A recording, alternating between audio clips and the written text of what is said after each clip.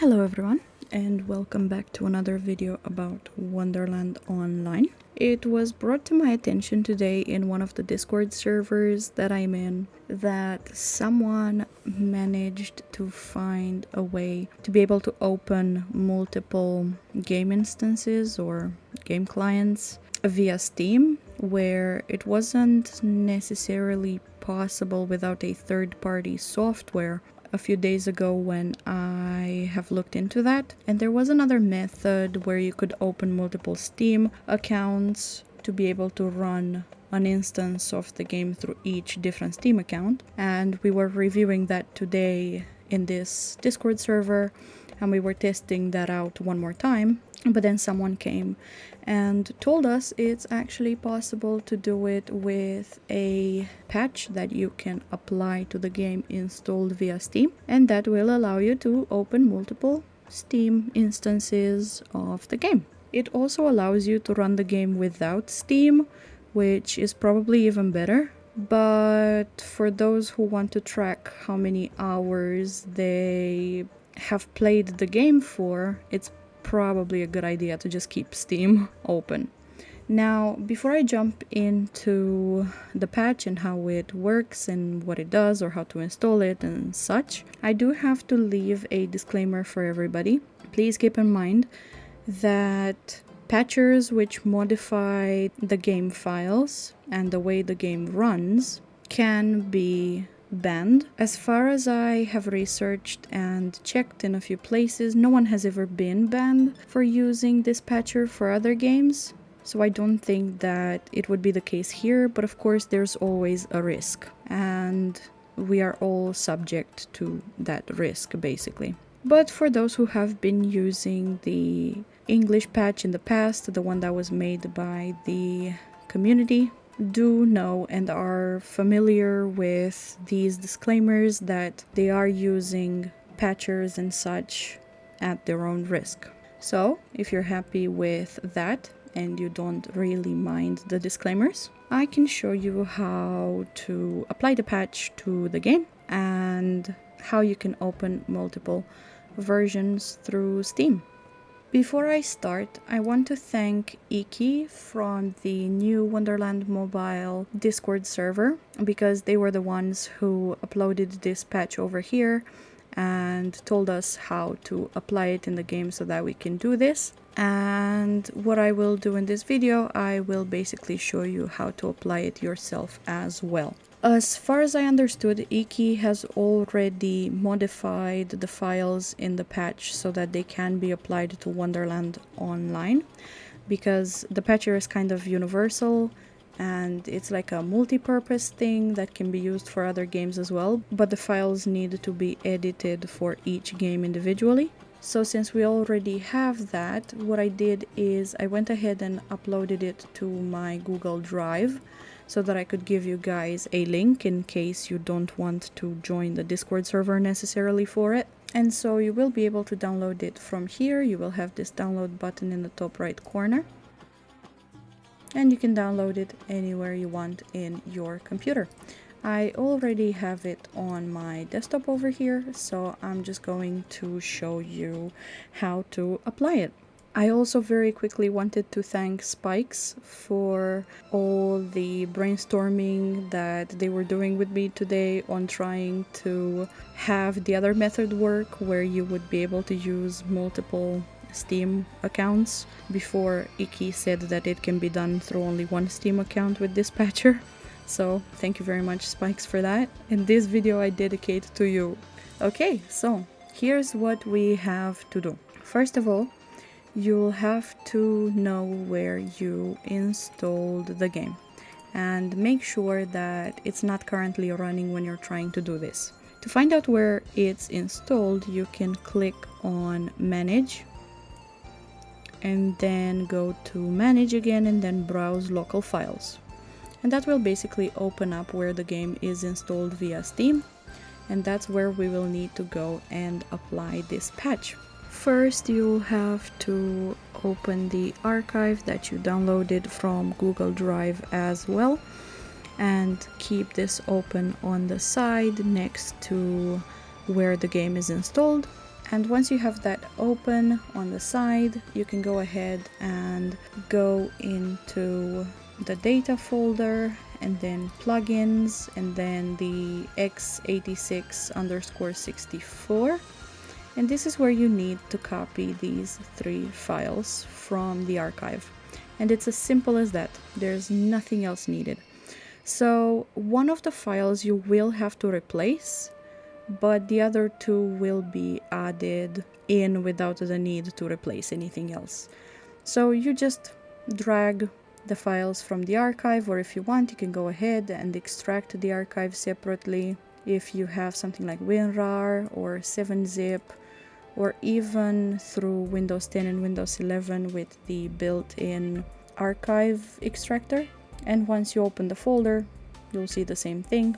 I just opened the archive directly basically, but it would be the same way if you extracted it.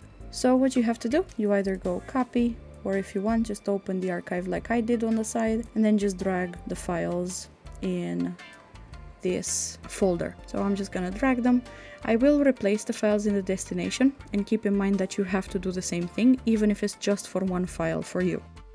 There we go. The files are replaced as well, and that's literally all you have to do. You just have to apply this patcher, and then you'll be able to open the game multiple times through Steam without the need of using multiple Steam accounts, or without the need of using a third-party software or anything like that, and you should be good to go. So once you've done that, you can just go ahead and open the game. So this would be the one for me.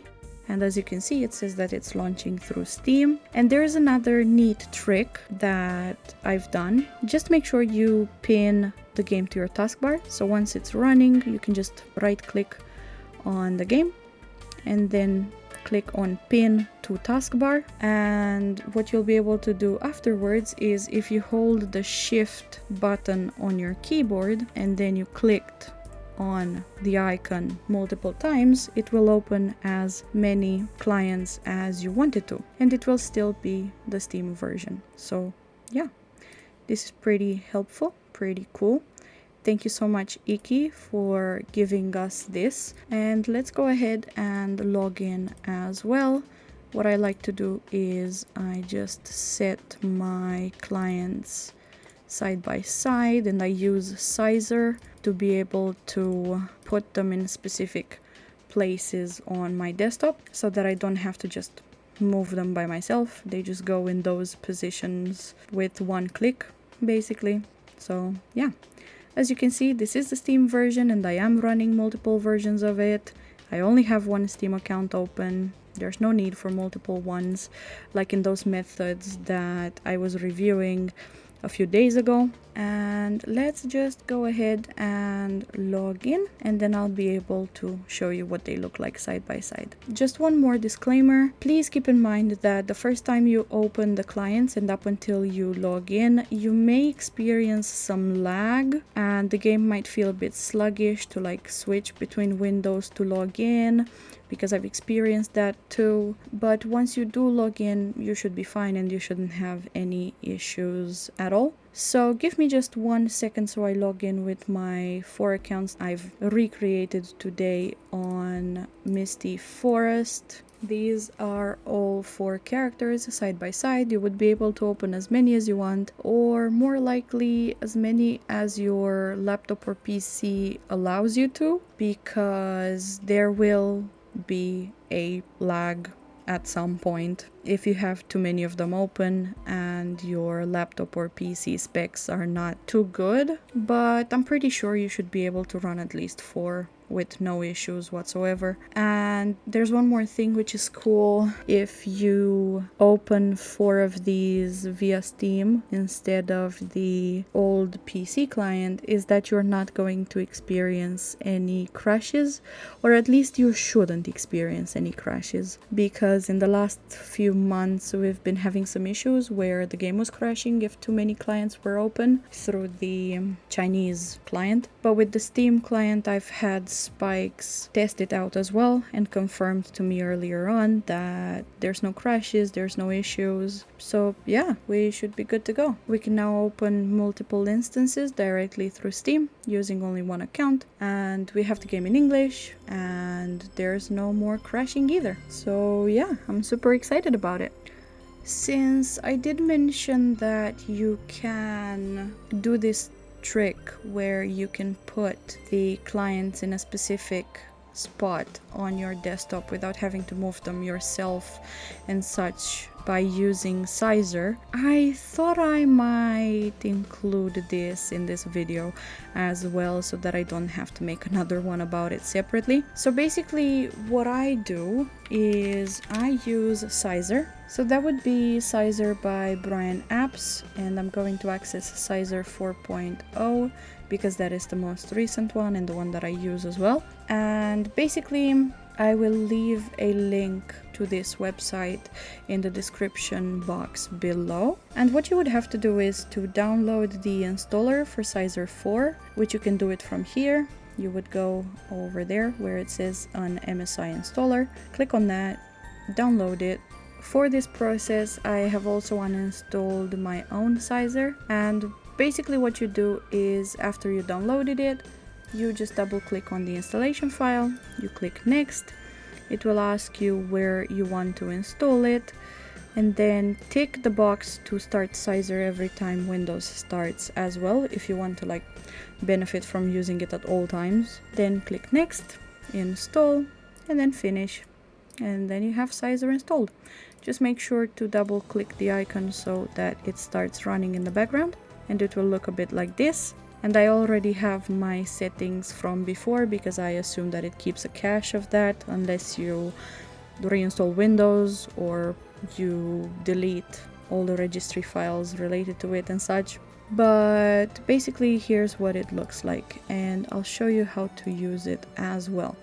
So at first you'll have to put Wonderland in one part of your screen, wherever you want it to be, and just line up the other ones as well and keep them in the spots that you actually want them and where you think you'll be comfortable switching back and forth between them. So what I do is I right click on the maximize button of the window, which is this square, and then what happens is I will get the Sizer window come up, and if I didn't have these Wonderland ones in the list, what I would do, and what I did today as well, was to go new entry using current size, and it should come up a bit like this.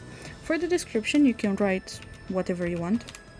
In my case it was WLM 1, 2, 3 and 4 for all the windows and their positions. And basically here's what Sizer does. It will save the spot in which you have the window and at what resolution it's running.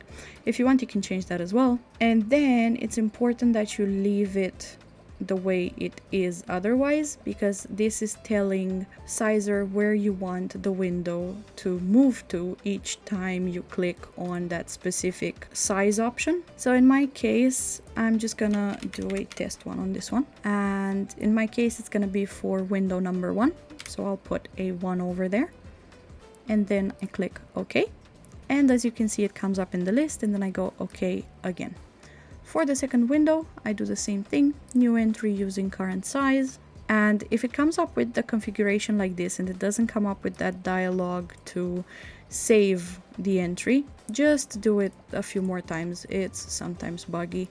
There we go, and then it should launch like this. So I'm gonna give this the name WLM test 2 because this would be for the second window, and as you can see it has different parameters where it will put it on my desktop. I'm gonna save that one as well, and let's just move it downwards in the list. There we go. I click OK one more time. So here's what I'm gonna show you. So if I move these out of the way and I want this one to be in this spot over here for the first one, I would just go WLM test 1, and there you go, it jumps the window in that spot, if that makes sense. It moves it automatically. And the same is gonna happen with test 2. Again, if there's a bug and it doesn't do it on the first try, just do it one more time and that should be fine. And that's pretty much it. That's how you would be using Sizer as well. so that you can keep your windows nice and neat in a specific spot on your screen without the need to just move them each time and line them up and all that. I like to take shortcuts, okay? Work smarter, not harder. But yeah, that's pretty much it. And I did have to record this part of the video separately because it just came to my mind that maybe I should include this as well. Well, that's all that I wanted to show you guys today. So thank you for watching, and I hope you have a lot of fun with the game.